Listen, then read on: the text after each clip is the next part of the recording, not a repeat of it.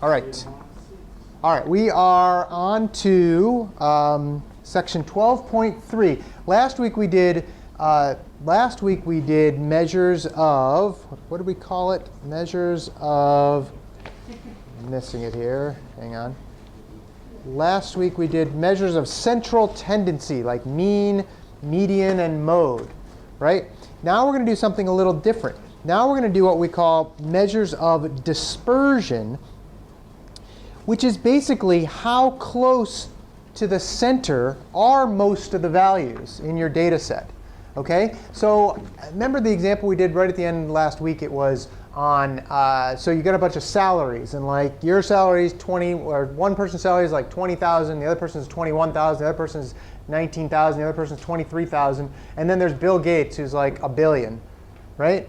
Well, that difference, all of a sudden you've got a mean value, which is kind of like, you know, like in 100 or 200 million or something like that, right? Well, none of the values are anywhere near that. So that's going to have a wide dispersion, okay? And we have specific ways of measuring those things, okay? So we have to talk a little bit about that. So basically, the question is how closely, is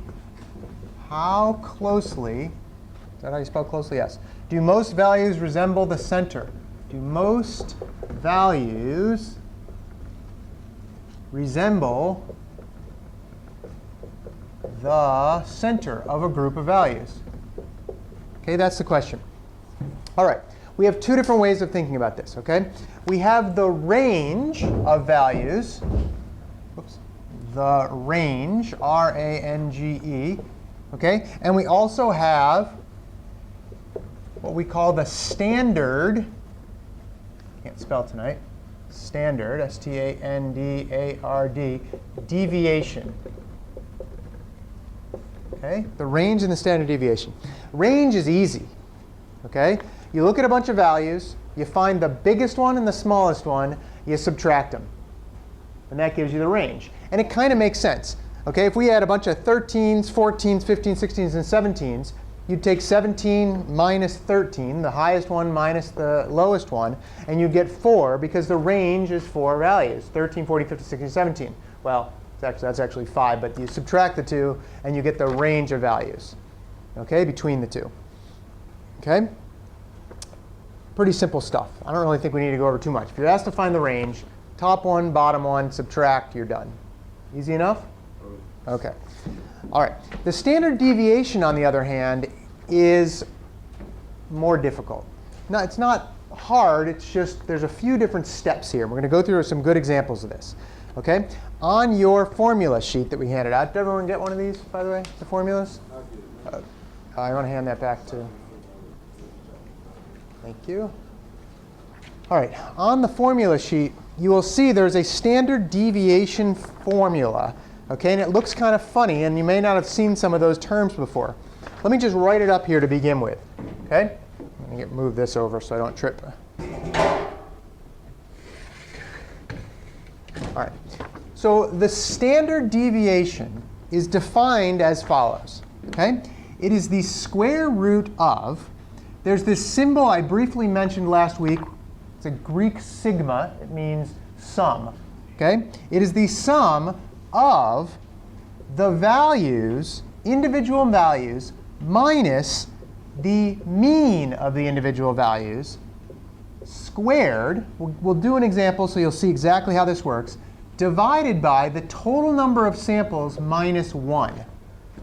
Okay? It's actually an interesting reason why it's minus 1. I don't want to go into the details of that, but it has to do with what they call degrees of freedom. So if you have 20 values, you actually subtract 1 when you do this divided by, and it comes out to be a good range of the, it tells you basically how close to the center most of the values are, and that's what we're calling the standard deviation. Okay? All right. This is the formula which you can find on your formula sheet. Okay? Here's what you do. There are actually 6 steps to this. To do all this, there's 6 steps. Okay? First thing you need to do, okay, is you need to find the mean. Find the mean. Because for each time when you're adding all these values up, you have to subtract the mean. So don't you need the mean to begin with? You do. Okay, so you find the mean. That's step 1. Okay? Step 2 find the difference between each value and the mean. That's for each value, you subtract out the mean. Okay? And sometimes that can be a negative number, because if the mean is lower than your value, you'll get a negative number. Okay? Then what do? 3, you square those differences. By the way, all I'm really doing is walking you through this formula here. Right? Then you take those differences that you've got and you square them. Okay? You just take the square. Now, any of those negative values will now become positive when you square them again. Okay? All right. Fourth thing you do, add them together. That's the sum part of it. Add the sequences. Okay, add them all together. Sorry, not the sequences. Add the squares. I read my notes wrong. Add the squares that you just made together. Add the squares. Okay. It's 4. 5. Divide by 1 less than the number of values. That's just there. You divide all those that whole sum up by the 1 less than the number of values. And then finally, 7, take the square root. 1, 2, 3, 4, 5, 6. Thank you. It was 6. 6, take the square root. Maybe 6 could be rest for a minute. And then 7 is take the square root. Right? Square root. That will give you a value that tells you a measure of how close to the middle most of the values are. We will make that more defined a little bit later as to why we care about that particular number. But let's just say for now it gives us a number that's pretty close to where, or it tells us what the spread of the numbers is. Okay? All right, any questions on that? All right, let's do an example. People still writing these notes down? What we're going to do is we're going to do a kind of a big table for a lot of this stuff. And I can almost guarantee you you'll have to do a similar type of table on the final exam. If you know how to do the table, it's simple. You just walk through these steps on that table. Okay, it's not that hard. Okay? All right, let me erase these, and I'll start this table. Okay? All right.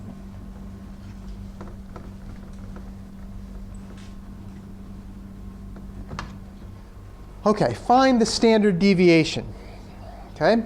Let's say you have the following numbers: 17, 18, 19, 20, 21, and 25. Okay? What you do is you do a little table, and you say, the first thing we want is the x value. That's these numbers. Okay? And we're just going to write that down like this: 17, 18, 19, 20, 21, and 25. Okay? If you have multiple ones of these, like 17s, 18, 2 17s, 2 18s, and so forth, you would actually multiply. You would have another column where you multiply by 1, and then you have to add up that column in the end. But we won't try that one for this example. Okay. All right. Let me write down the standard deviation, even though you got it in front of you as well. It is the square root of the sum of the x values minus the mean squared divided by n minus 1. Okay. All right. So we've got the x values. First things first, let's find the mean. Okay. Well, how do you do it? 17 plus 18 plus 19 plus 20 plus 21 plus 25, right? Which gives you, should give you maybe 120. Makes sense? 6, 6 and 7. Yep, 120. And you divide by how many different values? 6 different values. Okay? And that gives you an average or a mean of 20. Okay? Now that we've got the mean, we can now start to do the little parts in here. We say x minus the mean for each one. Okay? So 17 minus 20, negative 3. 18 minus 20, negative 2. 19 minus 20, negative 1. 20 minus 20, 0. 21 minus 20, 1. And 25 minus 20, 5. Okay? Then what do?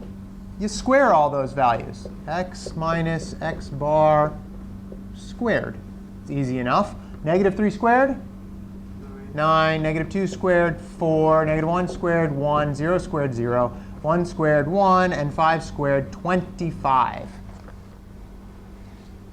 Okay. All right. Our next step is to add up all these numbers down here like this. Okay? Add all those up. It should be, let's see, 25, 35, 39, 40. Add all these up. You can check that if you want. I'll just put that that equals the sum, like that. Okay? Add it all up. Now we have to divide by 1 minus that number. In fact, you can kind of do this last step, the last couple steps at once. We're going to say now we've got the sum of all those differences of the squared, well, the differences squared, divided by the number of them minus 1. 1, 2, 3, 4, 5, 6 minus 1. So it's going to be, in this case, 40 divided by 6 minus 1, which equals the square root of 40 divided by 5, which equals the square root of 8, which in this case equals about 2.828.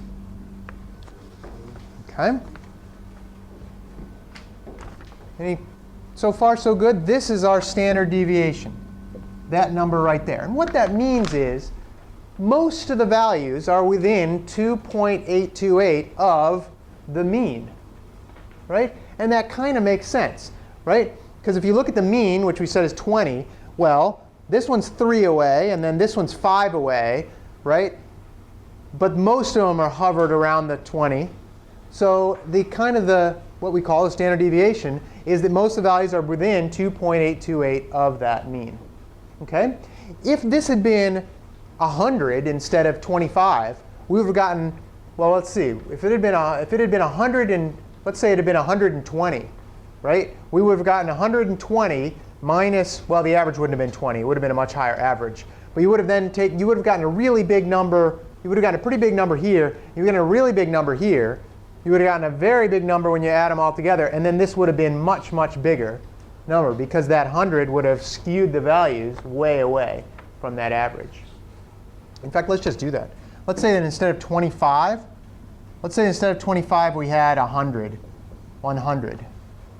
Well, let's see. That's going to change this. Instead of 120, we're going to add another 75.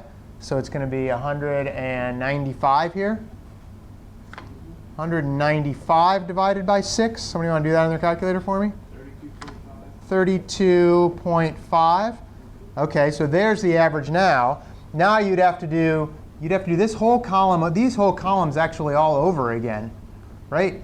But let's just see what happens. It's not that hard to do. 17 minus 32.5. Negative 15.5. 18 minus 32.5 is going to be negative 14.5. And then negative 13.5. And then negative 12.5. And then 21 is going to be, what is that going to be, 12.5? No, sorry. Sorry, it's just negative 11.5, of course. And then 100 minus 32.5. 67.5. OK, square them. What's 15.5 squared? 240.25. 14.5 squared? 210.25. 13.5 squared? 182.25. OK, 12.5 squared? 156.25. OK, 11.5 squared? 132.25. And then 67.5 squared?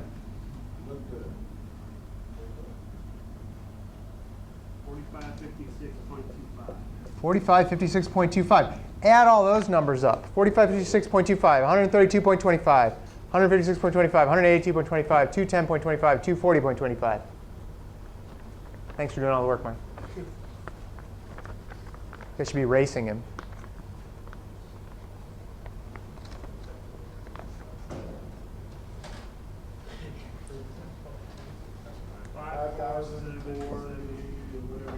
$5,400. 77.5? 5476. Okay. All right. And then take that number, 5477.5 divided by 5. 5477.5, 5477.5, and then take the square root of that. Sorry, what was the number? 1095.5, and then take the square root of that number.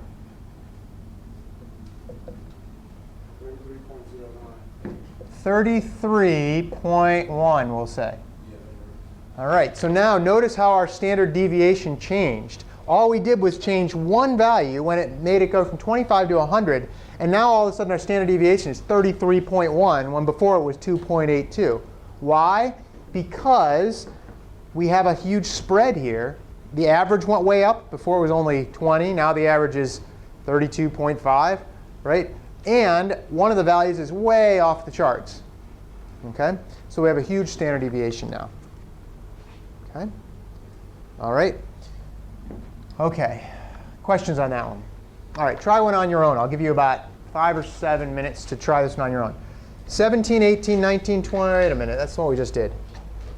Let's see. Do we have any others that we could? Let's do. I don't want to make it too hard, though, because the averages will get a little funny. Well, whatever. We'll just make some numbers up. Let's say we'll make them fairly small numbers. 1, 1, 2, 5, 7, and 11. 1, 1, 2, 5, 7, and 11.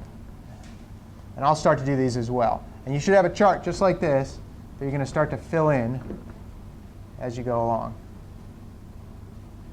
I probably won't give you this chart in the final, right? You'll have to figure it out. Can we use this formula sheet on the test? Of course you can. You can use the formula sheet on the test. Can we add to it? You can add to it once the test starts. Cannot add to it beforehand. Okay.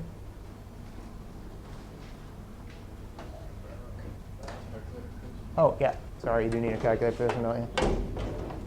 There you go. All right. 1, 1, 2, 5, 7, 11. Oh, still 6. Still 6 is the same as before. OK. 21, 22, 27.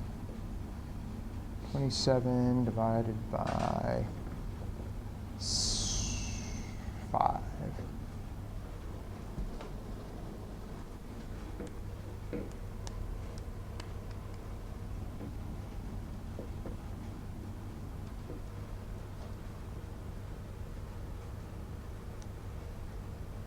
Oops. 6.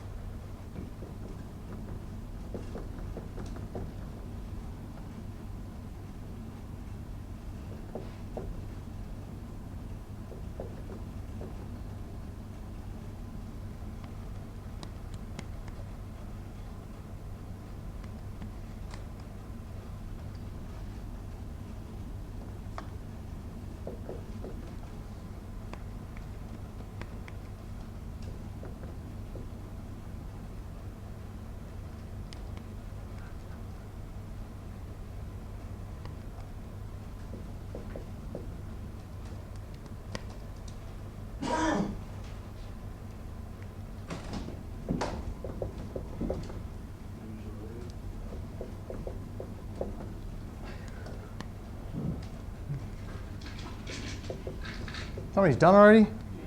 Wow. Does your answer make sense? Good.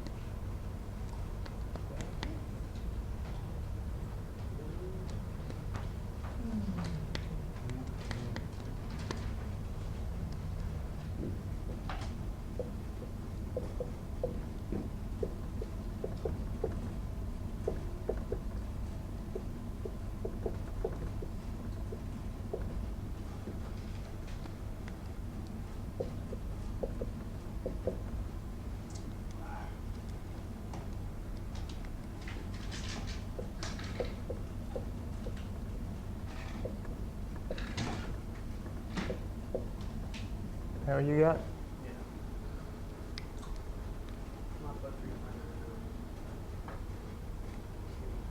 Close enough.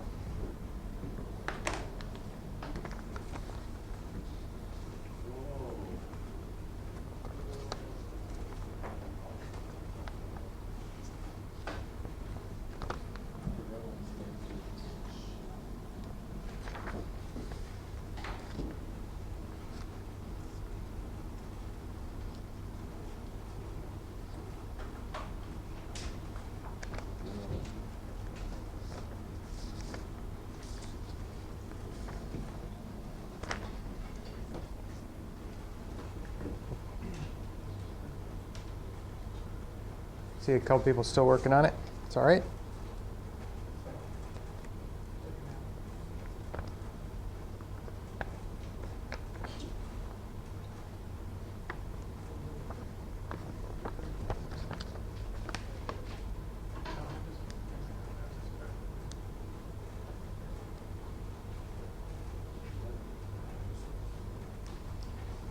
Any questions on this one?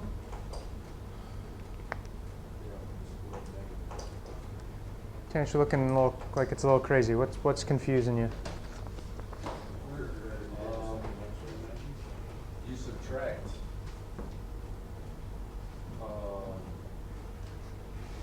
subtract 4.5 from what?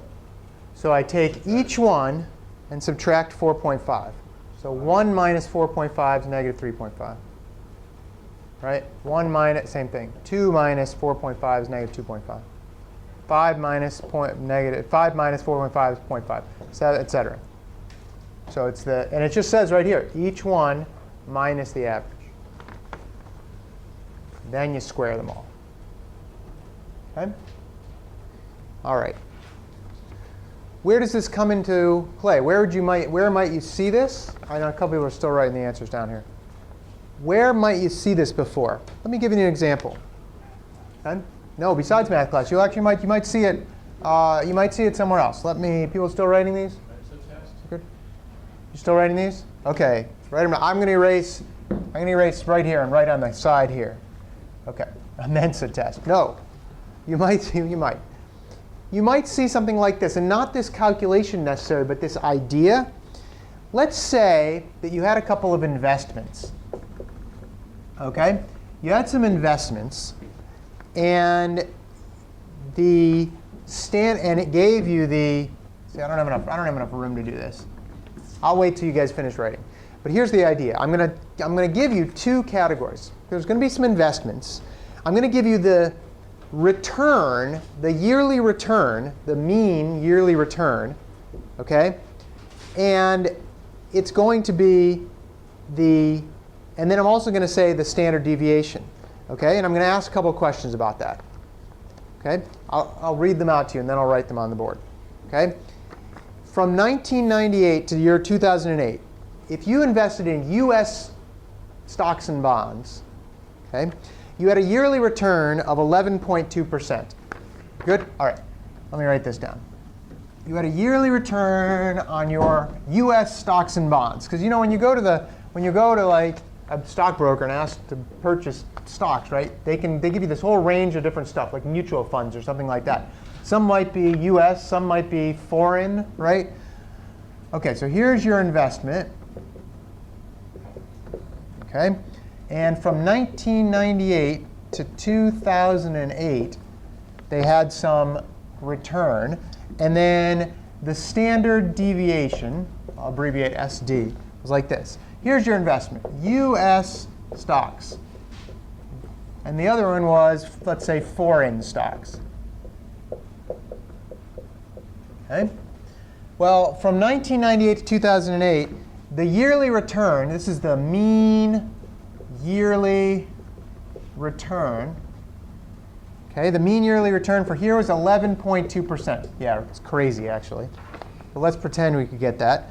For the foreign ones, say 19.5%. Right? Okay, that's interesting.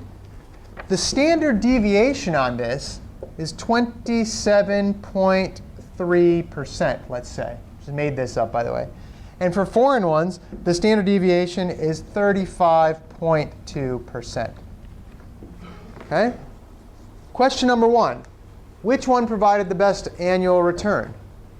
Foreign. The foreign ones, right? On average, you get a better annual return from this one. Which one is the biggest risk? Foreign. It's also the biggest risk, right? Okay? Because you've got the mean yearly return might be pretty high, but every year you've got a much bigger chance of being, say, below that mean than the other ones. So if you're at a point in your life or career where you want to be a little more, you want a little more security as to whether or not you're going to make money for the next year. Let's say you're getting towards retirement, and if you had a bad year, well, you got to start collecting on it the next year, so you're not going to want to be down. You want less chance. Well, you'd probably go with this. But let's say you're early in your career and you've got some time to make up the difference. If it starts, you've got some bad, you might want to do the foreign stocks. Even though you'll get more risk, you'll probably in the long run have a better return off it. Okay, so you'll see ideas like that come up when you're trying to figure some of this stuff out. Okay, and then on page 704 in the book, you don't have to look there now. On 704, there's a bunch of histograms that you should look at, which show some standard deviations and some other things. Okay, questions on this stuff? All right, let's take a break now. All right, so the next thing we're going to do, so we just talked about the measures of dispersion, the standard deviation, right? This time we're going to talk about an interesting kind of distribution called the normal distribution. Okay? Here's the example. This is actually on page 707 in your book, page 707. These graphs right here, or some semblance of them. Okay? Let's say we took a sample of the height of a random sample of 100 men. Don't worry about the y-axis right now, but it's going to, if you add up all these things, and the heights here are going to be some height, let's say this is like 5'3", and this is like, I don't know, 6'7", or something like that, right? And you'd have these groups in here, and if you added up the numbers in this whole thing, the whole population here is 100 men, okay? You might get something that looks like this. All right? Let's say that instead of 100 men, we went and looked at 1,000 men. Okay? Well, we might get a much more defined picture like this. Okay? The sample sizes we can make smaller, or the individual ranges we can make smaller. We might get something like this. If we went and looked at 10,000 men, it might look a little bit more like this. If we ended up looking at like 100,000 men, okay, what kind of curve is it going to look like? You would barely even see all these little things. A bell curve, right? It would probably look something like this. Okay? Another name for a bell curve is called a normal distribution, or a normal curve. Okay? Once the sample size gets big enough, we've got this nice, cool picture here called a bell curve or a normal distribution. And what's interesting about this is that that number in the middle is the mean, which makes sense. It's the average, right? It also is the median, because remember what the median was? The median was the one in the middle, right? Or the 202 in the middle. But if we have enough samples, that line right there is going to be the median. Okay? It's the highest, so it's the most number of men fit in that category. What is it also? It's also the mode. Okay, so kind of the cool thing about these bell curves is that the mean equals the median equals the mode. Okay, kind of cool. All right, you do not have to draw this. I mean, if you want to sketch it out, that's fine, but it's on page 707 in your book. Okay. What's cool about these distributions is not only that the mean, median, or mode are the same, but we know how much are on each side. There's the same amount on this side, 50% on this side, and 50% on the other side, because it's the median, right? So you ever heard the joke that like 80% of the people in the world think they're above average? Right? I mean, people like generally think, oh, I'm above average. Well, guess what? Only 50% of the people in the world are above average, because the average is 50%, right? Took all the, how smart people are. Okay? Well, what's cool is that given the standard deviations we talked about here, on this chart here, 68% of the data is within 1 standard deviation of the mean. Oops, the mean with an N there. Okay?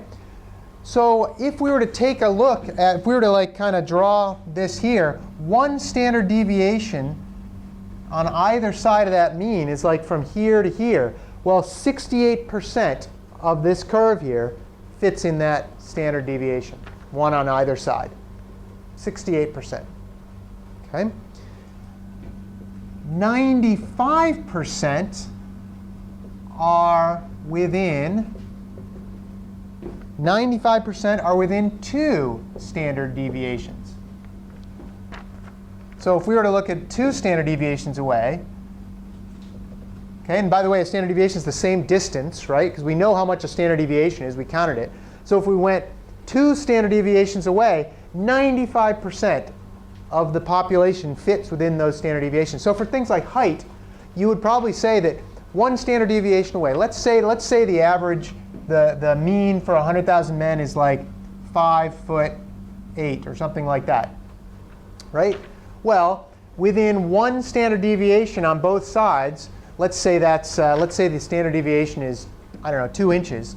That would be 5 feet 6 inches and 6 feet tall, right? No, sorry, 5'10", I lied.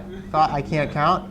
5'10", okay? You would say that 68% of the people are between 5'6" and 5'10". That's probably not true, right? It's probably more like 1 standard deviation is probably like 3 inches or something like that.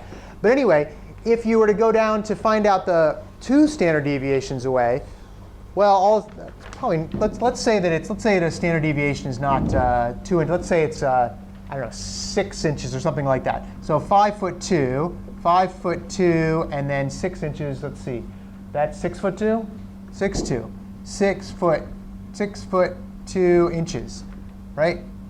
Inches like that. Okay, so 68% of the men are between 5'2" and 6'2". That probably makes sense, right? If we were to go 1 more standard deviation, so that's another 6 inches lower. 5'2", let's see, minus 2 inches is 5 feet, minus 6 more is 4'6" inches. So 4 feet, is it 4'8"? Yes. Minus 4 more, you're right. 4 feet 8 inches, and then I still can't add. And then let's see, I said it's 6, so 6'8". 6 feet 8 inches. That's probably about right, actually. 95% of people are probably within 4'8" to 6'8". It's probably about right. I'm making those numbers up, but it's probably about right. Right? I mean, how many men do you see that are less than 4'8" inches? Not too many. Right, not too many people, right? And how many are above 6'8"? Right? Like pretty tall people. If you're above 6'8", you're really tall, which means you're above, like 95% of people are within that range, meaning 2.5% are above 6'8", and 2.5% are below 4'8". Okay, roughly. I mean, we're just making these up, but that's probably not about it. Why? Why don't you say that's right? Because 4'8" wouldn't be it. Well, okay, so I made the numbers up, but it's pretty close. 4'8" is about this tall, right? It's even shorter than that? Yeah, so it's probably 5% or 2.5% of the people, two people out of 100 below that, about that maybe. Probably, you know. Anyway, the point is it's pretty close anyway. But they're made up. If you go 3 standard deviations away, 99.7%. So what would that be in this case? That'd be 4'8". Okay, minus 6, 4'2". Does that make? Did I do that one right? 4'2" inches. Okay, meaning there's only 0.01. Sorry, nothing. Did I do the math wrong? Don't worry about it. All right. And then above 6'8" would be, let's see, 7'2" inches. And really, not many people are above 7'2", right? So very small. Okay, they're made up numbers. Okay. The point is that that's how the standard deviation, that's how this bell curve works. Okay. These numbers become very important. In fact, you will have to do some, calculating with these numbers. Okay. All right. So we said that 68%. Let me redraw this. Let me just redraw this right here. Okay. So we've got our we've got our bell curve here. Let's see. Like that, and then like that. Okay. So within one standard deviation, that's 68%. So what's wrong? Nothing. All right. So if it's 68? If it's 68 from here to here, 68%. How much is it from here to here? 34%, right? And 34% here, right? Okay. And then one more standard deviation here and here. We said that the total was 95%. 95 from there all the way to there. 68 from there to there. 95% from there to there. If you do this math out, right, you'll find out that this is actually 13.5% and this is 13.5%. Okay? How do you know that? Because you take the 95 minus the 68, right? 95 minus 68 is what?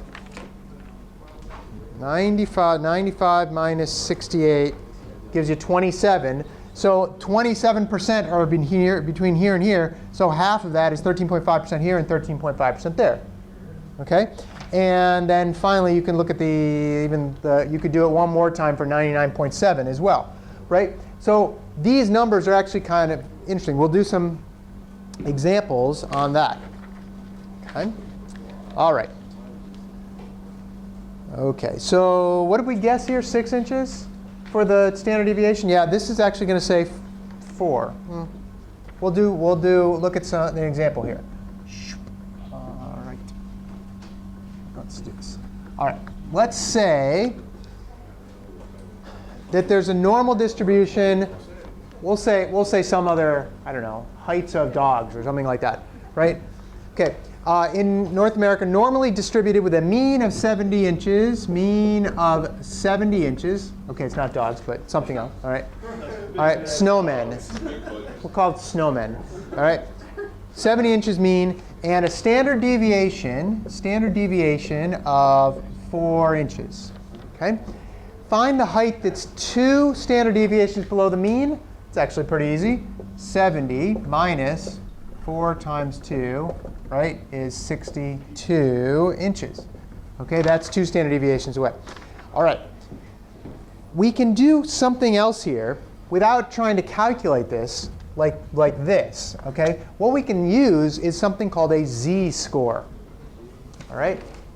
Everybody grab your formula sheet. Take a look at it. And then you'll see on there, there's actually a thing called a z-score on there. OK? The z-score is defined as z equals the data item minus the mean, okay, divided by the standard deviation. Okay? Take your formula sheet, flip it over. There are some z-scores and percentiles on here. Okay? If you get a z-score, then you can figure out the percentile using that z-score. So you're not going to have to do much more math than this little easy formula here. The data item minus the mean divided by the standard deviation. Okay? Data value minus the mean. Okay, so let's see if we can do this using this example here. Let's say that we want to find out the percentile. Okay, actually we got to talk about what percentile means. Let's first look at the z-score for 62 inches here. Okay, the z-score for 62 inches. Okay, it's the data item, which is our 62. 62 minus the mean, which in this case is 70, okay, divided by the standard deviation, which is 4. All right, 62 minus 70, negative 8. Negative 8 divided by 4, negative 2. So what is our z-score? Our z-score is negative 2. Okay, z-score is just negative 2. All right.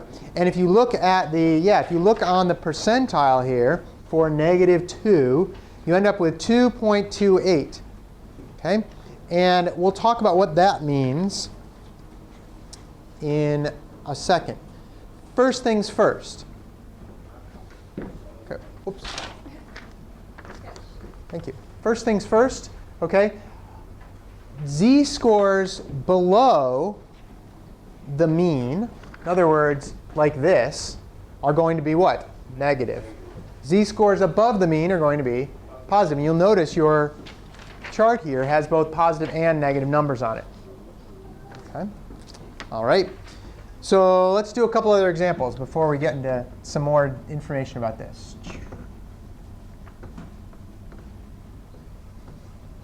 Okay. Weights of newborns. Anybody else besides me a preemie? No? A preemie, like born like before you're supposed to be? My son was. How big was he? He was pretty big. I mean, he wasn't like no dumb, like crazy big. Oh yeah, I was 4 pounds 6 ounces.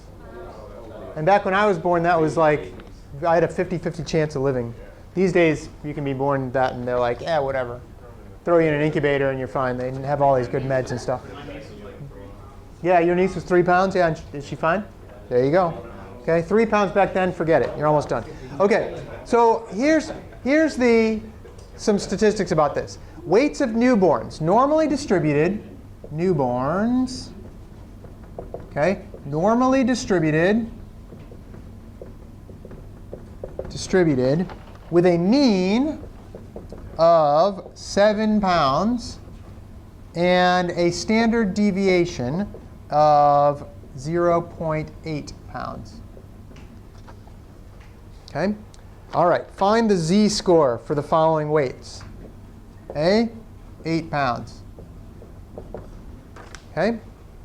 Pretty easy to do. The z-score is 8 pounds is our data item. 8 minus the mean, which is 7, divided by the standard deviation, 0.8, gives you, yeah, it gives you -1 divided by 0.8, which is 1.25. Okay, I don't actually need to use the back of the chart yet. Okay, how about this one? 6 pounds. Z-score is 6 minus 7 divided by 0.8. -1.25. And by the way, it makes sense because look, 6 is 1 away from the standard deviation, or sorry, 1 away from the average. And 8 is also 1 away from the average. So when you do the subtraction, you still get, in the top one you get negative, or sorry, you get 1. In the bottom one you get -1, but both are divided by 0.8. So it's going to be the same number, just negative. There's on either side of that mean. Okay? Let's see, an 11-pound baby. It's going to be, z-score is going to be 11 minus 7 divided by 0.8. How about 3.75? Okay. This means 3.75 standard deviations above the mean, right? Which is a pretty big baby. 11-pound baby would be huge, right? You could not have an 11-pound baby. This is we're talking like C-section time here, right? You did? 11 minus 7. Oh, you know what? I have 4. I have 11 minus 7 is 3. 11 minus 7 is actually 4, isn't it? So my notes are wrong. Hang on. When you look at the notes online, they're wrong. So what did you get? 5 standard deviations away. 5 standard deviations above the mean. That would be a huge baby, right? Yeah, you don't want an 11-pound baby if you can help it. Okay? So what does this z-score measure? It measures where on that normal distribution, that value is. This is an important one. Okay? A z-score measures the percentile, or well, gives you the percentile, which is what you get from this little chart. Okay? If n% of the, let me write it up here. If n% of the items in a distribution are less than an item, then we say the data is in the nth percentile. Okay? If n% of items, Okay? Position. Well, if sorry. If n% of the items in the distribution are less than a particular item, for instance, less than 11 pounds or less than 8 pounds or whatever, okay? Then the data is then the item is in the nth percentile. The nth percentile of the distribution.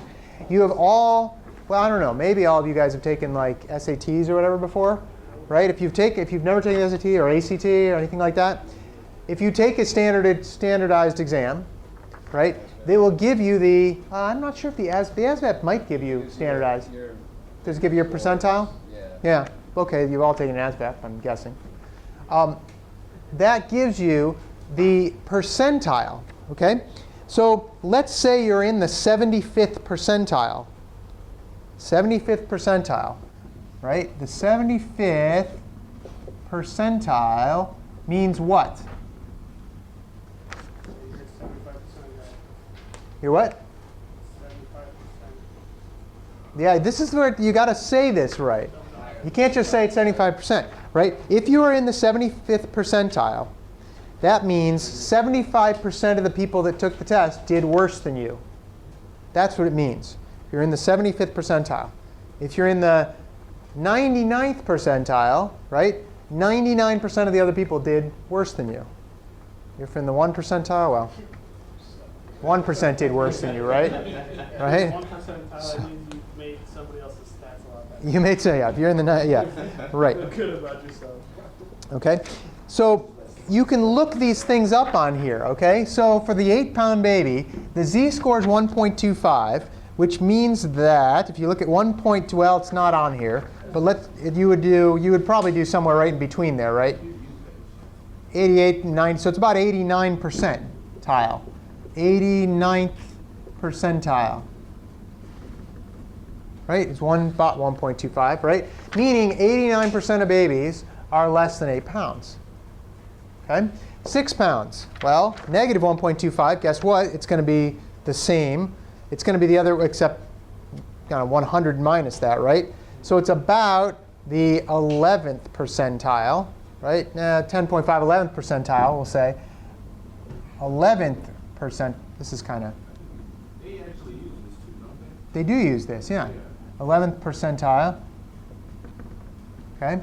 And what that means is that only 11% of babies are less than 6 pounds. Okay? Let's look at the 5th percentile, or the z-score of 5. It's not even on here, right? It's because 11 pounds is so huge, right? This only goes up to 4. This only goes up to 4 standard deviations away, right?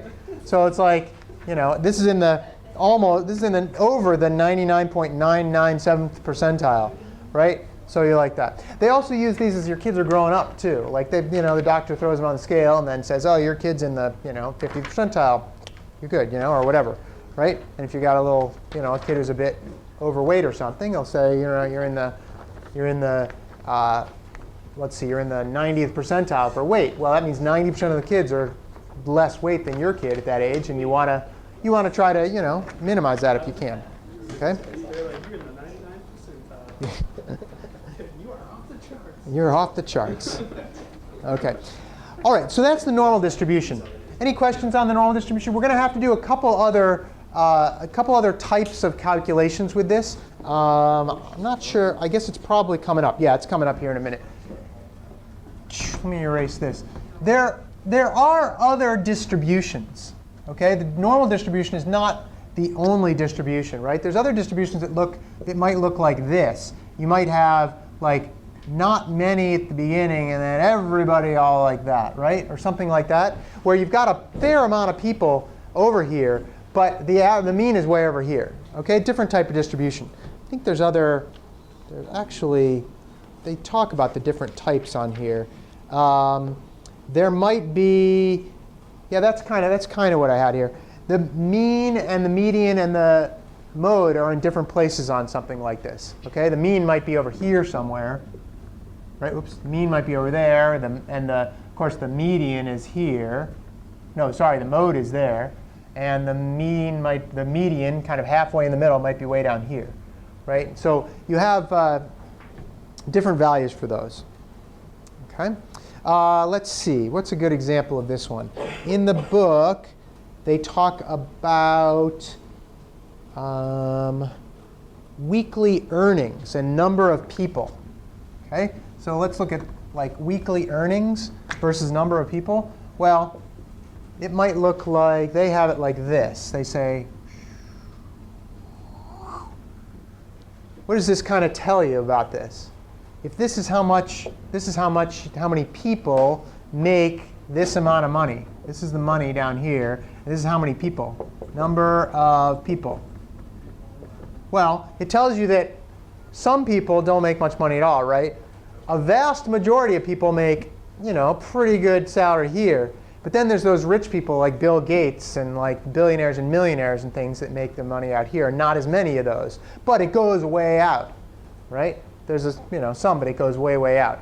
And you can only make, you can either make zero, you can't make negative. Well, I guess you could make negative money if all you had was loans, right? And you had to pay it off there. But really, you've got to, you're kind of constrained on this side.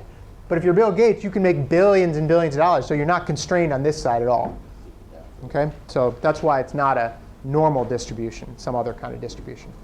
Okay? All right. Let's look at some other z-score types of things. This is actually, now we're into 12.5. Okay, this is 12.5, problem solving. 12.5, problem solving. Sorry? Well, we've been learning about them. Now we're just going to do some examples. Okay? Yeah, we've been doing problem solving the whole time, more or less. Okay? All right, problem solving with normal distributions. So I guess, yeah, problem solving with normal distributions is we haven't been doing that the whole time. All right, so here's an example. Did everybody have to take a cholesterol test before they were deployed? They had to. You had to at some point. I'm sure you did. You probably didn't even know you did. You what? I'm sure they never took your blood before you mobilized? Yes. Yeah, the cholesterol is probably part of that. I'm guessing. They probably did that. They might not have told you. If you're a reservist, you kind of have to know that because they will make you take all these meds if your cholesterol is too high. And you won't go on deployment. Which means I should have eaten more eggs before I took that test, whatever. All right, for young men, cholesterol level is normally distributed with a mean cholesterol level, okay, levels in young men, okay. It's normally distributed with a mean of 178.1, and this is actually in milligrams per 100 milliliters of blood. And the standard deviation is 40.7. Okay? All right. Question. What percentage of young men have a cholesterol level greater than 239.15? So we're looking for, question, percentage of men with cholesterol greater than 239.15. Okay, that's what we're trying to find. Okay. Well, any ideas how we might do this?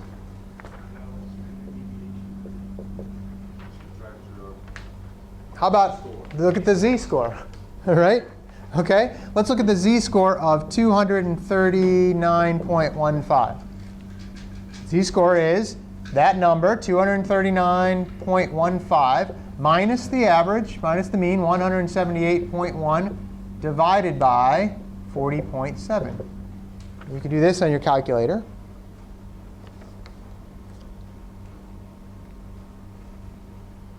Less than 239.15? I want it to be greater than. Oh.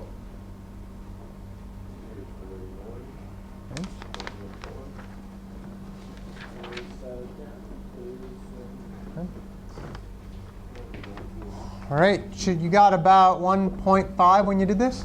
See, Mike. Okay. No? 239.15 minus 178.1. You got to hit equals, because really this is in parentheses. Yeah. Right? Yeah. And then divide by 40.7. Should get about 1.5. Okay? On your chart, what's it say for 1.5?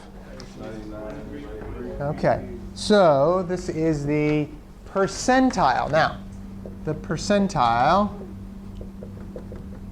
is on our chart 93.32. 93.32. Okay?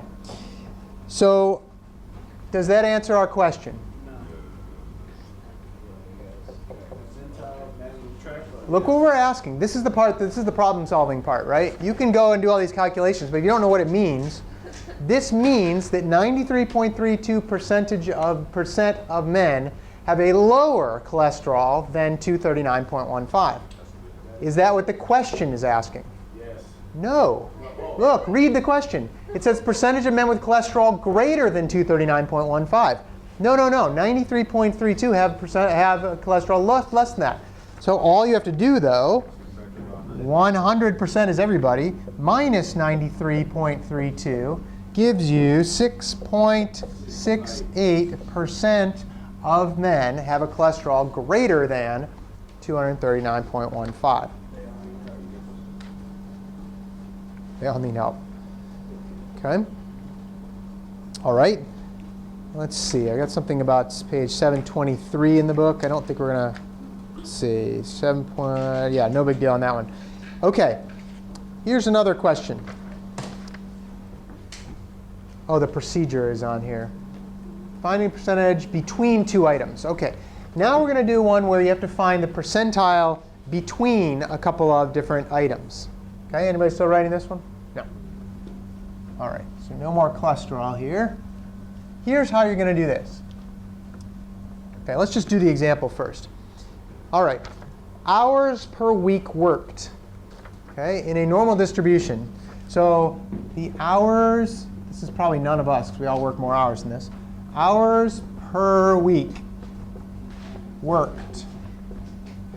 Okay, it's a normal distribution with a mean of 44.6 and a standard deviation of 14.4 hours.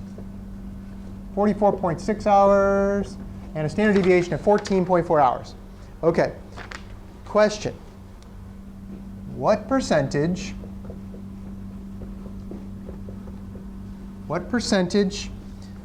of individuals, Is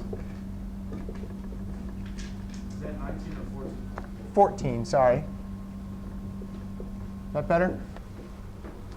14.4. What percentage of individuals work between 21.56 hours and 69.08 hours? Okay. This is not that hard, but you just have to do a couple different steps. Okay? What you do is you say, fine, let's find the z-score for this one, and let's find the z-score for this one. Okay? So first thing you do, you find the z-score for 44.6, which is easy. It's 44.6 minus, sorry, not 44.6. You find the z-score for 21.56. 21.56 is 21.56 minus 44.6. The quantity divided by 14.4. And you get a z-score of negative 1.6. Okay? Then you find the z-score of the 69.08, and you get 69.08 minus 44.6, all divided by 14.4. And in this case, you get 1.7. Okay? All right. I'm going to erase this top stuff here. I'm going to put some more stuff up here. Okay? All right. Now, what this means is if you look at your standard deviation, or you look at your normal distribution here, like that, okay? Here's the mean, right in the middle there. That's the mean. Okay? You've got 1.6 is your z-score there, below the mean. Okay, and that's for z-score of 21.56. And then you've got a z-score up here of 1.7 above. What's that? Right, it's 1.6 below, right, and 1.7 above. Okay? All right. So let's look at our chart, which says that for 1.7 standard deviations above, we have what? 95.54%. 1.7 is on here? Yes, 95.54%. OK, so this one is 95.54 percentile. OK? And for the negative 1.6, it is 5.48. This one is z-score of, or sorry, 5.48 percentile. Okay. So what this really means is that 95.4%, okay, is here, and 5.4% is here. So how do you get the number in the middle, which is what we're between? We're trying to find out. Subtract them, right? Because this is 95.54 this way, and this one is 5.48 this way. If you subtract the two, you'll get how much is in the middle. So 95.54 minus 5.48 gives you 90.06%. That's how many people fall in this range. What was the question again? How many hours per week? 90.0% of people work between between 21.56 hours and 69.08 hours. If you work on Wall Street or something, you work 80 hours a week. You're on the other side. If you've got a nice, 15-hour-a-week job or whatever, you're on the other side, right? And not many people have those kind of jobs. eBay store. Okay? eBay store, yeah, exactly. Exactly. All right. OK, so let's do this. Believe it or not, there's only one more section in the book. Let's see. Yeah, let's do this. You want to do the one more? Let's do the one more section tomorrow night. Yeah. Tonight we'll go over the practice quiz for tomorrow. There's one more quiz for tomorrow. Yes. And we'll also look at that. I gave you a big packet last week. Here's what we've got. This is number 15 on the practice sheet I gave you. OK, here's the deal. It says, not everyone pays the same price for the same model of a car. The figure illustrates the normal distribution for the prices paid for a particular model of new car. The mean is $20,000. OK, and the standard deviation is $2,000. Okay, standard deviation is $2,000. Okay, use the 68, 95, 99.7 rule, which is this stuff, to figure this out. You could do this with z-scores and figuring percentiles and all that, but you can actually just look on here, and if you do some clever subtracting and adding and so forth, you can figure this out. Okay, so what we want is the percentile of the percentage of buyers who paid less than $18,000. Okay, so first thing we want the percentile that's this way, or a percentage that's less than $18,000. Okay, all right. How might we figure this out using these numbers? How much is the total, by the way? 100%. 100% is the total, everybody on here. We want to know how many are less than this amount here. Okay, if I shaded this in, that would be like this, all the way down to the end. Okay? And then little shades up here too. Okay. What can you tell me from 20 above? What's that amount? 50%. So from greater than 20 is 50%, which means less than 20 is also 50%. Okay. Can you tell me anything about this amount right here? 32. It's 34. 34% from here to here. So between 18 is less than x, which is less than 20, right? That amount is 34%. Why? Because it's half of 68, and it's just this amount here. So it's half of that amount. So if you know that 34% are here, and from the rest up there is 50%, what do you have to do to find out how much is below that? How did I get what? 34 How to get the 34? It's 68 from here to here. out of 100. Yeah. That's the point of these standard deviations, right? You say that 100 minus 68% is 30. No. I'm saying that from here to here is 68%. So if that's the halfway mark, how much is on this side? Half of 68%, which is 34%. And half of 34 here, or half of it is 34 here, right? So that's how we figured that part out. But what we want is everything below here. So if we look at everything above there, it's going to be 50% from the middle up, plus another 34% from here to here. And that's going to be 100 minus 50 minus 34 gives you how much is left? 16% is left. Is that what the answer was on the back page? So are you rounding? Or how do you come up with that mark? I see how you think. 16%. OK. All right, let's see. Are there any other questions like that on here? I think that might have been the only one.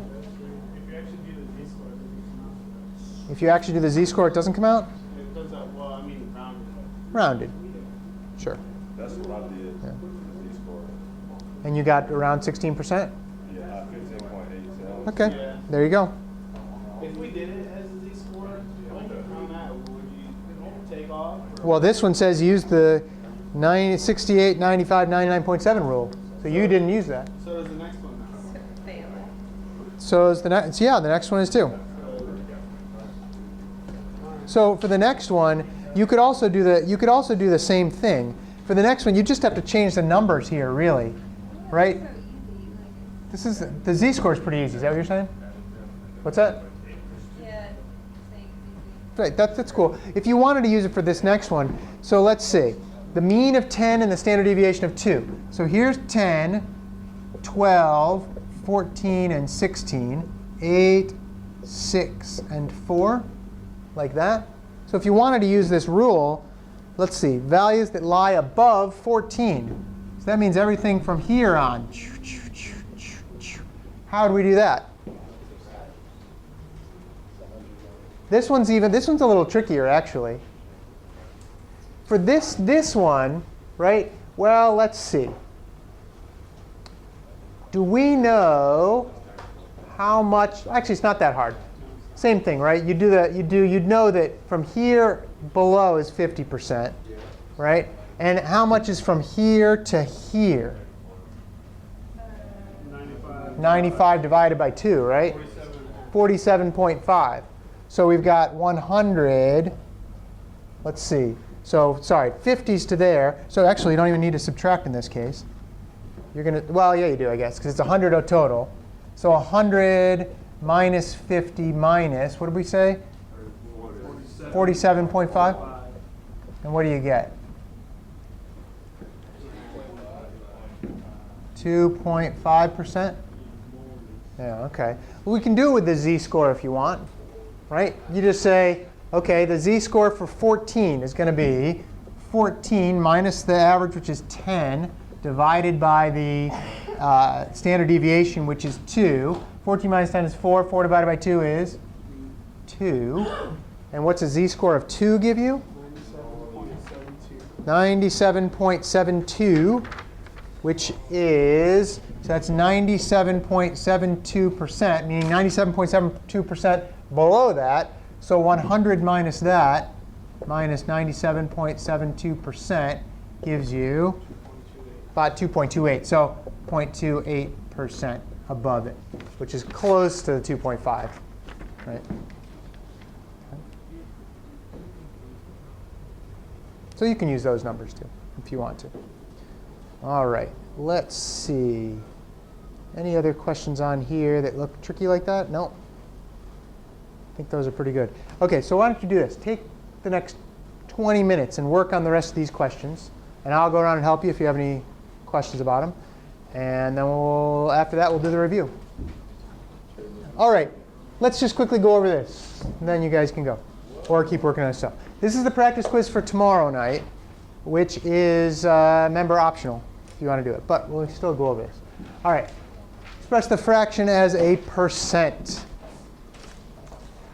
This is pretty easy to do. You do have to divide 3 divided by 40 gives you 0.075. 0.075. Is that the answer?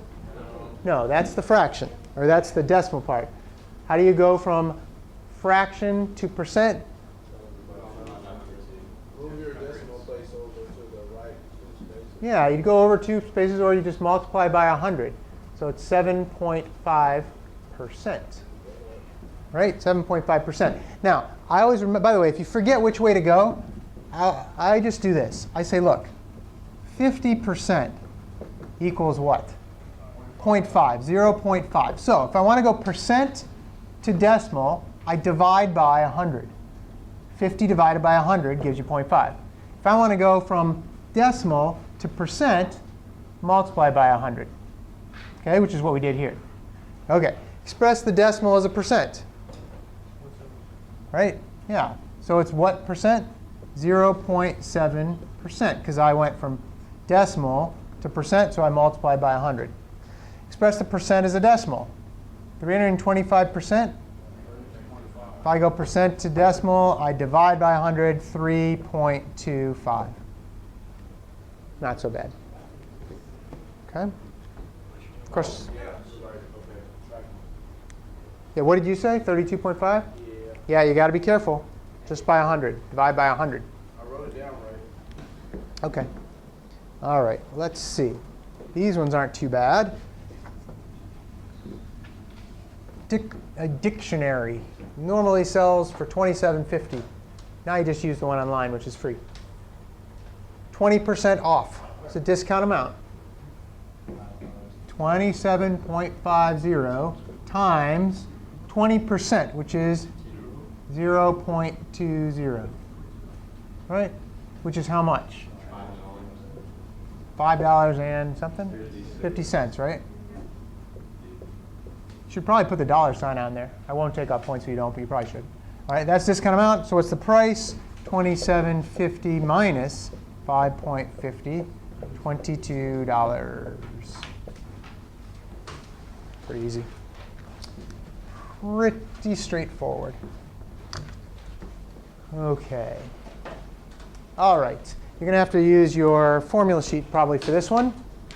$3,000 is borrowed at simple interest. This is the one where you have to read the question, look at your sheet, and say which formula makes sense for it. $3,000, simple interest, 6%, 2 years. I just circle those, right? And then I look on here and I go, do I have anything about simple interest? And I also circle future value. Is there a formula that gives you the future value? Sure there is. It says future value for simple interest. OK. The future value equals the principal times 1 plus the rate times the time. Fair enough. Principal in this case, $3,000 times 1 plus the rate, 0.06 times the time, which is 2 years. When you do that on your calculator, what do you get? 3,000 times parentheses 1 plus 0.06 times 2 gives you 3360. Yep, so that's the future value. That's what you owe in 2 years if you borrow something at 6% interest. These get a little trickier. They do get trickier, only because the formulas are a little more advanced. OK. Determine the present value. Oh, I'll better circle that. I want the present value. You must invest at 3% compounded daily. What's the daily mean that the? 365, right? Yeah, 365 generally we use, right? That means that n is going to be 365. Okay? To have the future value, you know the future value is going to be 3,500, and you know it's 5 years. Okay? So you look at your formula sheet and you say, OK, I want to know the present value for compounding. Oh, there it is. Present value for compound interest. And by the way, write the formula down on your sheet. Why? Because I give you points for it. Okay? If you write the right one down, I'll give you points for it. 1 plus the rate divided by, and if you don't write it down and you just write a number and you calculate it wrong, 0 points out of whatever this is, 10 points or whatever. Right? Why? Because I have no idea if you even used the right formula. Right? So if you do it wrong and you don't write the formula down, you'll get not many points. Right? And then plug in everything. OK, do we have the future value? 3,500. 3,500. OK. 1 plus the rate in this case, 3%, which is 0.03. Don't forget that. Divided by n, we already figured n was 365. That's the number of compounds per year, basically. And then you raise this. I always put the parentheses there, because this has to do, you have to do this first before you raise it. If you forget in your calculator, you'll raise the n first, and then it won't work right. So I always put a parentheses, and I say 0.0, and then it's going to be n 365 times 5 years, because that's t. OK. Everyone try this in your calculators. You can do this in a number of ways, by the way. I might do the bottom part first, and then use that with my little fancy answer button. There's a little second answer button, or just answer on some calculators. Makes it much easier to do. So I would do this. I would say 35. I mean, I would probably, because I know how to use my calculator, do it all at once. But if I didn't, I would do the bottom part first. 1 plus 0.03 divided by 365 equals caret raised to parentheses 365 times 5 equals.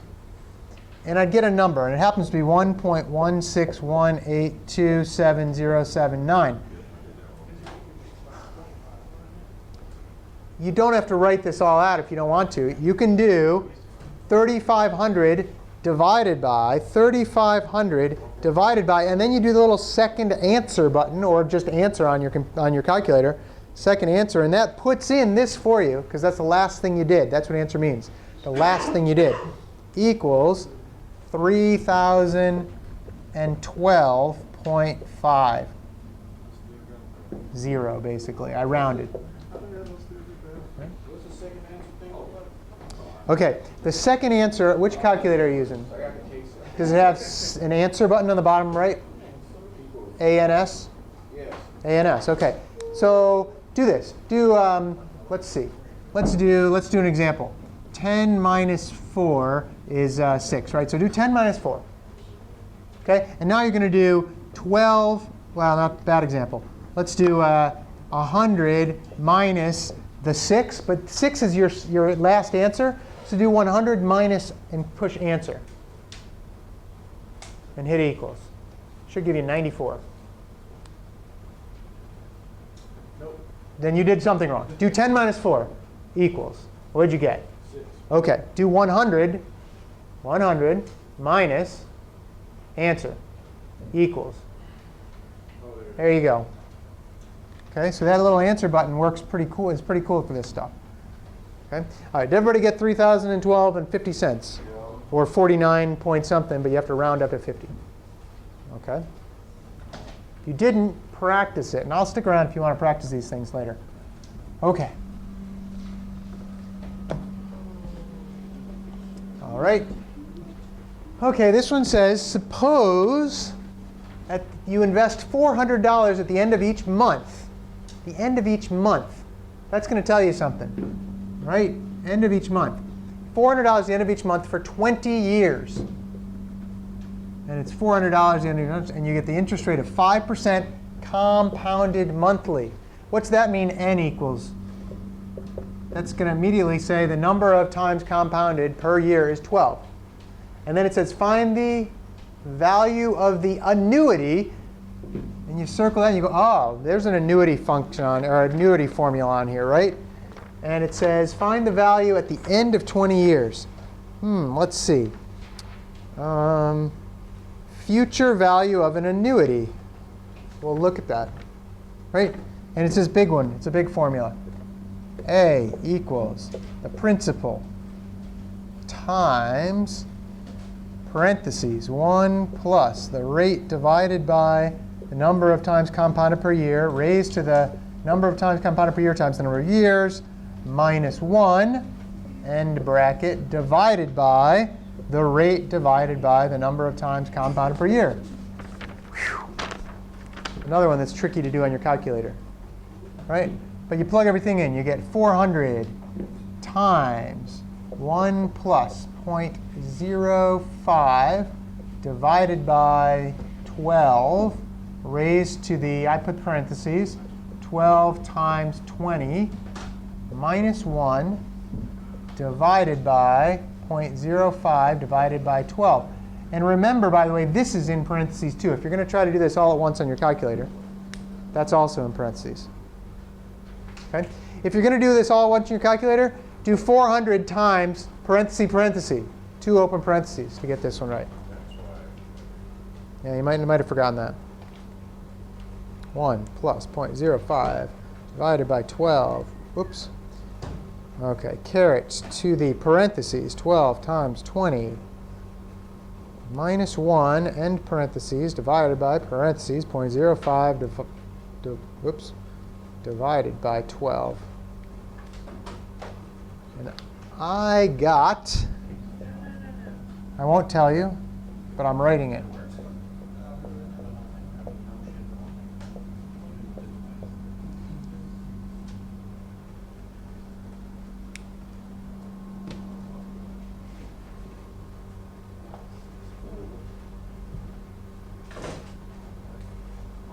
You getting this one, Andrew? You got this one? Good.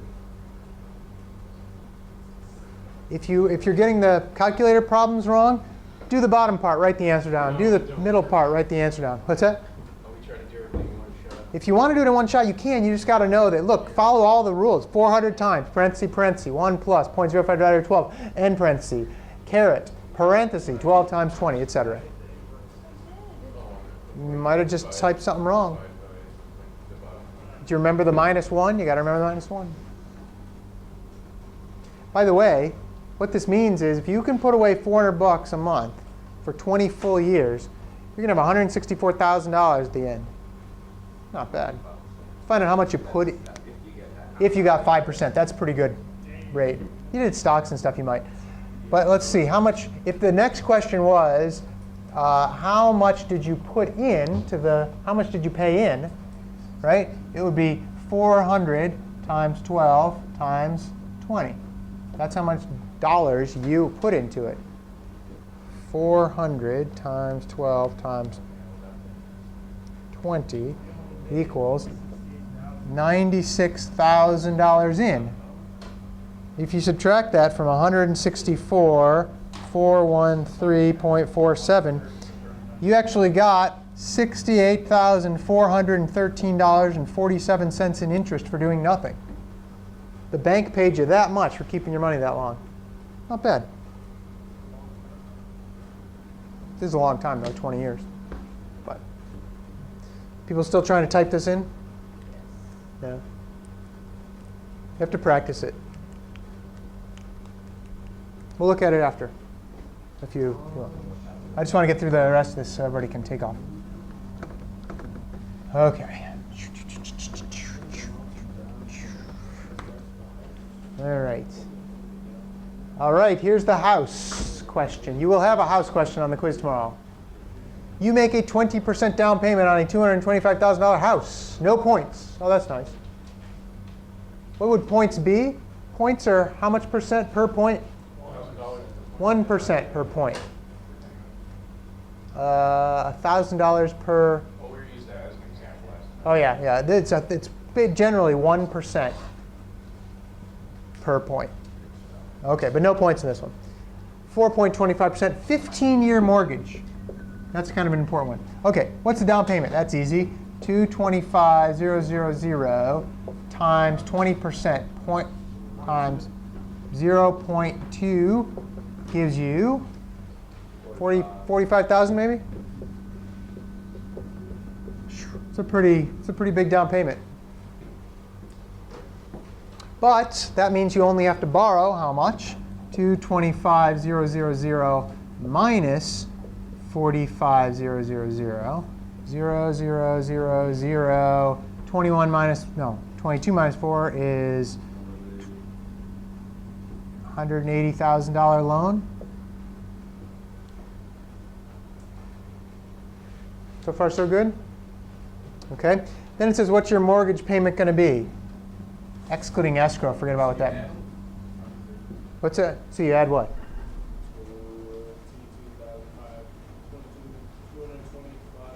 Minus 45,000 gives you the amount you have to borrow from the bank. This is how much the bank's going to charge. This is how much the bank's going to loan you, meaning they're going to have interest on this amount. So your monthly payment is going to be, you look on here and you go, is there a monthly payment? There is.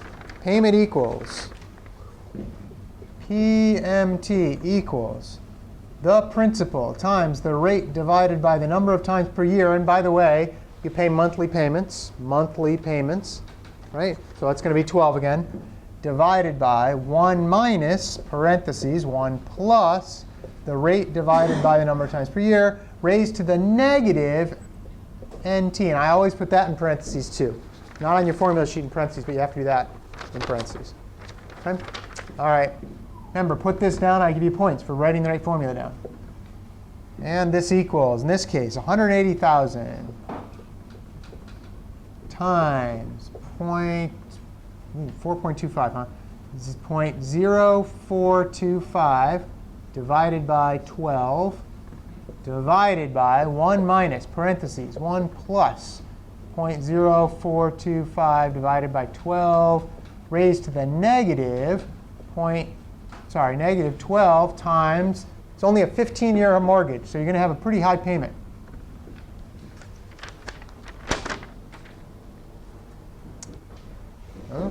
Another one where you have to do this on your calculator. Practice this. Don't come in tomorrow and not know how to do this on your calculator. It's not smart. 180,000 times 0.0425 divided by 12 divided by parentheses 1 minus parentheses 1 plus 0.0425 divided by 12 end parentheses raised to the parentheses negative 12 times 15 end parentheses equals. I got a monthly payment of. I won't say it. I'll just write it down. Is that what everybody else, some other people got? Do it right.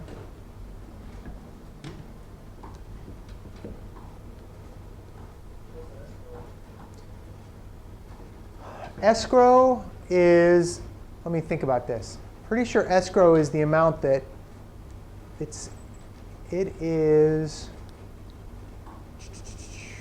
I'm not sure exactly what escrow is. I want to say that it has to do with keeping some money set aside in case something else happens. The bank has to keep money set aside for you, and I'm not exactly sure. So, yeah.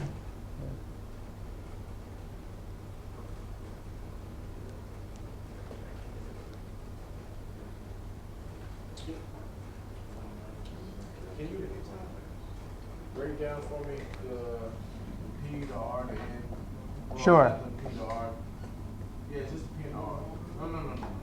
OK, the P is the principal. That's the payment. The payment is That's how much. No, sorry. That's not the payment. P is the principal. That's how much money you have to borrow. OK?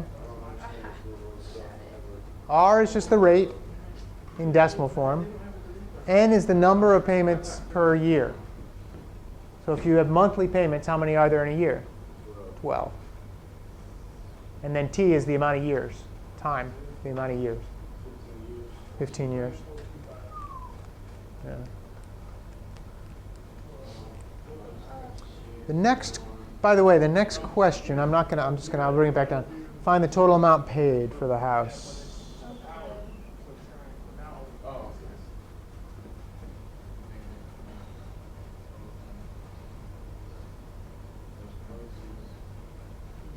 People get confused on this total amount paid. It's not that hard. It's like, how much did you pay for the house? You paid this much per month for 15 years plus your down payment. A lot of money.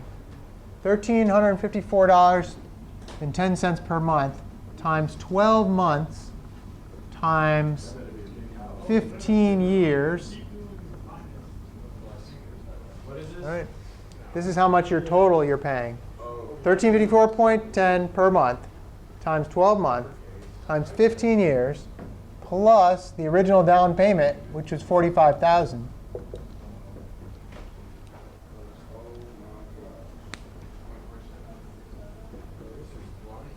I guess I should write it like this: 12 months per year times 15 years plus $45,000 for your down payment. So does that change anything? I don't think that changes anything. What do you mean it doesn't change anything? You Adding the months over the years. No, it doesn't. I was just doing it so the units work out into dollars. 1354.10 times 12 times 15 equals that, plus 45,000. You paid $288,738. $288,738 for your $225,000 house. Minus 220. That's the answer, by the way. Yes. But if you wanted to say how much interest did you pay, if the question was how much interest did you pay, 225,000, you subtract them, minus 225,000, you ended up with $63,738 in interest. That's a lot. Over 15 years. Divided by 15, on average, you're paying $4,250 in interest every year. A lot of money. And as we talked about earlier, they get you with the interest up front.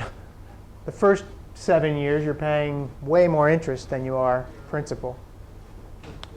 But it's the way it goes.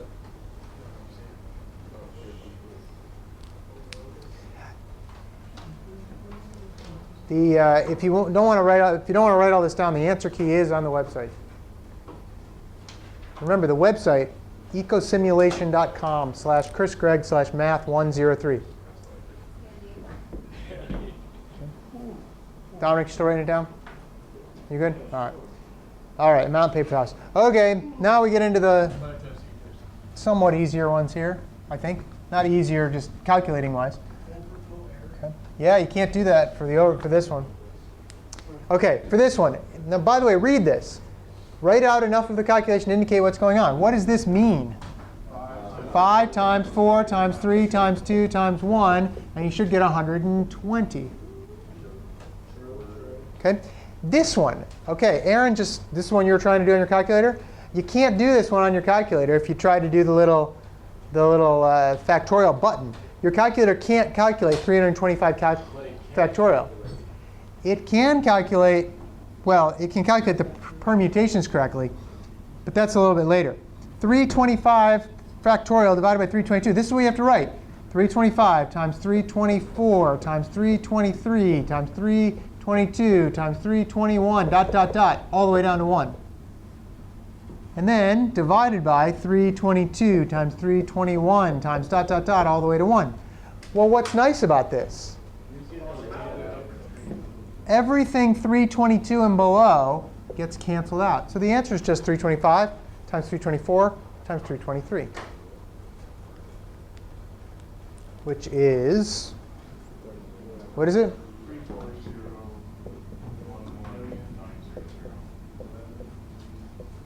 34,011,900. Yeah. Questions on that? No. OK. If you do have questions, just ask me. I guess you can ask me now or when we're done. Do I have another one of those? It's online. Yeah. Okay, evaluate 12 combination 5. Okay, this is easy.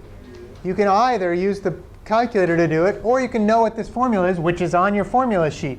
Okay, for a combination, you've got n factorial divided by n minus r factorial times r factorial, right? When this is n and this is r, right?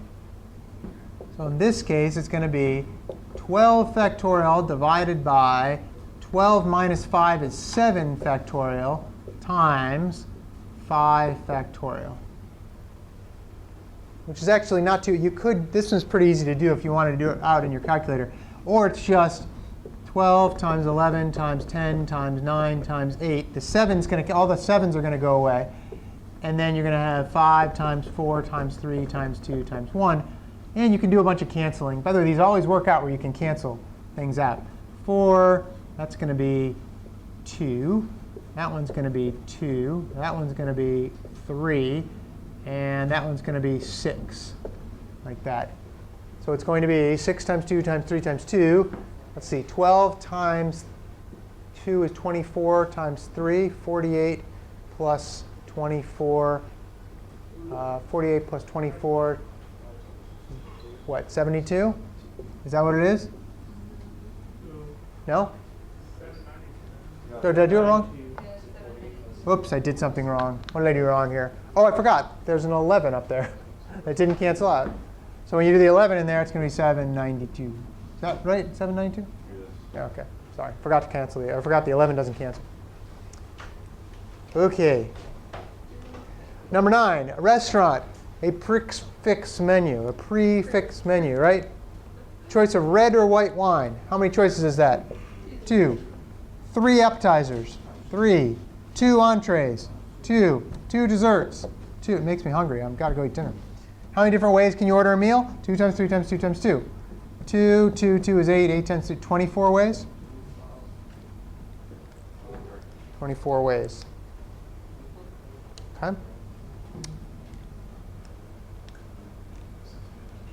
All right. Not too bad. OK. And then finally, I think there's one more question, right? Yeah, that's it. OK. The Rotary Club of Metropolis. Superman lives there, right? Metropolis? 37 members. How many ways can you select a president, vice president, secretary, and treasurer? Does the order matter in the end? It does, actually, because one person's in charge, the president. Next person's the vice president, secretary, and treasurer. If I said they're trying to choose a committee of 4 people, that's different. The order doesn't matter. But in this case, the order does matter. OK? If the order matters, what are we talking about? Permutations or combinations? Permutations. So we're actually looking for 37 permuted 4 different ways. Right?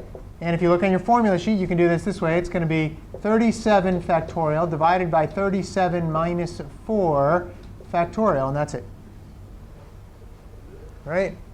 Which is 37 times 36 times 35 times 34.